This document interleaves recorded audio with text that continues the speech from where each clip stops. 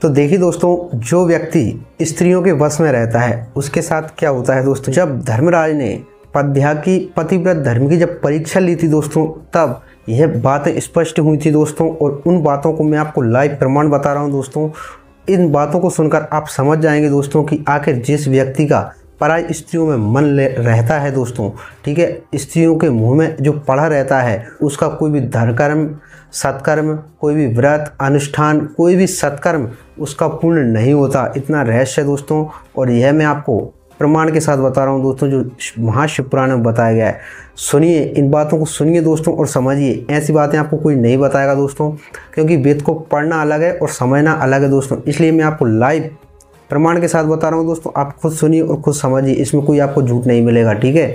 तो देखिए दोस्तों, वीडियो पूरा देखिए और देखने के बाद अगर जानकारी अच्छी लगे तो वीडियो को लाइक, और ऐसी ही रहस्यमय जानकारियों के लिए दोस्तों चैनल को सब्सक्राइब अवश्य कर लें। आखिर क्या कहा पिप्लाद की पत्नी पद्या ने धर्मराज से, ध्यान से सुनिए दोस्तों, इन बातों को ध्यानपूर्वक सुनिए। देखिए, स्त्री के वश में रहने वाले के स्पर्श मात्र से सारा पुण्य नष्ट हो जाता है। यह विचार कीजिए दोस्तों इन बातों पर। यानी स्त्री के वश में रहने वाले के स्पर्श मात्र से, ठीक है, सारा पुण्य नष्ट हो जाता है। यानी दोस्तों, जो स्त्री के वश में रहता है उसके स्पर्श मात्र से, यानी उसके छूने से भी सारा पुण्य नष्ट हो जाता है दोस्तों। इतना दुष्प्रभाव डालता है जो स्त्री के वश में रहता है। यानी अपनी पत्नी के बारे में नहीं है दोस्तों, अब मैं पहले ही आपको बता रहा हूँ, इतना ना समझे तो। स्त्री यानी दोस्तों अपनी पत्नी को, अपनी धर्मपत्नी को छोड़कर जो अन्य स्त्री यानी दूसरी पराई स्त्रियों में आसक्त रहता है, जिसका मन सदा स्त्रियों में लगा रहता है, उसकी बात कर रहा हूँ दोस्तों। अपनी पत्नी के बारे में नहीं है ये, ध्यान से समझिए इस बात को, ठीक है। जो अन्य स्त्रियों में आसक्त रहता है उसके विषय में बताया गया है, ठीक है। तो उसके ऐसे मनुष्य के स्पर्श से ही दोस्तों पुण्य नष्ट हो जाते हैं।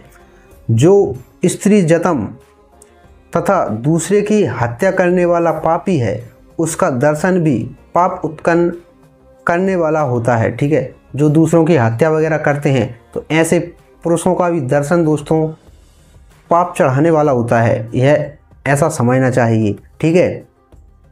जो पुरुष स्त्री के वश में, ध्यान से सुनिए, जो पुरुष स्त्री के वश में रहने वाला है वह सत्कर्म में लगे रहने पर भी सदा अपवित्र है। इस बात को समझिए दोस्तों। जो पुरुष स्त्री के वश में, ठीक है, जो भी पुरुष है वह स्त्री के वश में रहने वाला है, ठीक है। जो पराई स्त्रियों में जिसका मन लगा रहता है, जो आसक्त रहता है। आजकल सभी दोस्तों बहुत कम है जो सत्कर्म में रहते हैं दोस्तों। नहीं, अन्य बाहर की स्त्रियों, अपनी पत्नी कितनी सुंदर हो दोस्तों, बाहर की स्त्रियों में मन अवश्य जाता ही है दोस्तों। तो ऐसे बहुत से हैं दोस्तों, तो उनको इस बात को समझना अति आवश्यक है। अगर आप कोई भी सत्कर्म में या आप सनातन धर्म से हैं दोस्तों और आप सत्कर्मों में लगे रहते हैं, तो यह काम बिल्कुल भी बंद कर दें दोस्तों। अपनी पत्नी को छोड़कर किसी भी पराई स्त्रियों में मन ना रखें दोस्तों। जो व्यक्ति, जो पुरुष पराई स्त्रियों में आसक्त रहता है, मन रखता है दोस्तों, वह जितना भी सत्कर्म में लगा रहे, ठीक है, जितना भी सत्कर्म, पूजा पाठ कुछ भी वह करता रहे दोस्तों, उसका वैसा व्यर्थ है, यानी बेकार है दोस्तों। उसका कोई भी फायदा नहीं है। इस बात का यही कारण है दोस्तों, समझ जाइए आप। वह सत्कर्म में लगे रहने पर भी सदा अपवित्र है, समझ जाइए इस बात को। वह जितने भी सत्कर्म करे दोस्तों, लेकिन उन सत्कर्म करने के बाद भी दोस्तों वह अपवित्र यानी पवित्र नहीं होगा, वह अपवित्र ही रहेगा। पितर, देवता तथा सभी मनुष्य उसकी निंदा करते हैं। जो पितर रहते हैं दोस्तों, पितर हुए, देवी देवता हुए और अन्य जो भी मनुष्य हैं दोस्तों, वह सभी उस व्यक्ति की निंदा करते हैं जो स्त्रियों के मन में आसक्त रहता है। जिसका मन, ध्यान से समझिए दोस्तों, जिसका मन स्त्रियों के द्वारा हर लिया गया हो, हरना उसे ही कहते हैं दोस्तों जिसका मन इधर उधर भटकता रहता है स्त्रियों में, ठीक है। जिसका मन स्त्रियों के द्वारा हर लिया गया है, उसके ज्ञान, अब ध्यान से सुनिए दोस्तों, ज्ञान, उत्तम तप, वह अगर जिस व्यक्ति का मन स्त्रियों ने हर लिया हो, यानी उसका मन स्त्रियों में भटक रहा हो, लगा रहता हो, ठीक है, तो वह उसका ज्ञान भी बेकार है। उत्तम तप, वह कितना भी उत्तम तप कर ले दोस्तों, वह सब बेकार है, व्यर्थ है। जप, वह कितना भी जप कर ले वह भी उसका बेकार है, व्यर्थ है। होम भी उसका पूर्ण नहीं होता।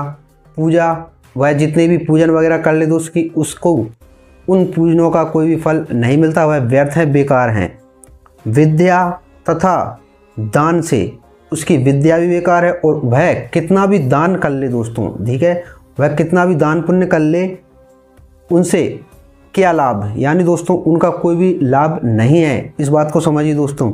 जिस पुरुष का स्त्रियों में आसक्त रहता है, उसका मन लगा रहता है दोस्तों, वह ये सब कार्य करे, जैसे बताया आपको, उत्तम तप करे, जप करे, होम, पूजा, विद्या तथा दान, इन सब का कोई लाभ नहीं है, इन सब का कोई लाभ नहीं रहता।